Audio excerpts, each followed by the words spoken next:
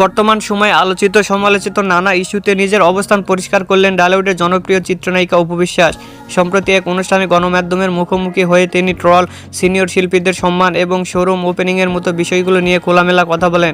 সাকিবের প্রসঙ্গে অপু বিশ্বাস বলেন, একদমই না, আসলে এটা বলা বা প্রশ্ন করাটাই ভুল। একদমই না, উনি এর অনেক বড় মাপের একজন অভিনেতা, ওনাকে সম্মান ও ওনার অবস্থান অনেক ঊর্ধ্বে। আমি বলবো চলচ্চিত্র এগিয়ে যাচ্ছে, এটা একটা ভালো দিক। ট্রল ও ভাইরাল হওয়ার পিছনে কারণ সোশ্যাল মিডিয়া, তাকে নিয়ে হওয়া ট্রল প্রসঙ্গে অপুর ভাষ্য, যারা অনেক বড় মাপের মানুষ তাদেরকে নিয়ে ট্রল হয়। আমাদের দেশের রাষ্ট্রনায়ক অনেক আছেন, তাদেরকে নিয়ে অনেক ট্রল হয়।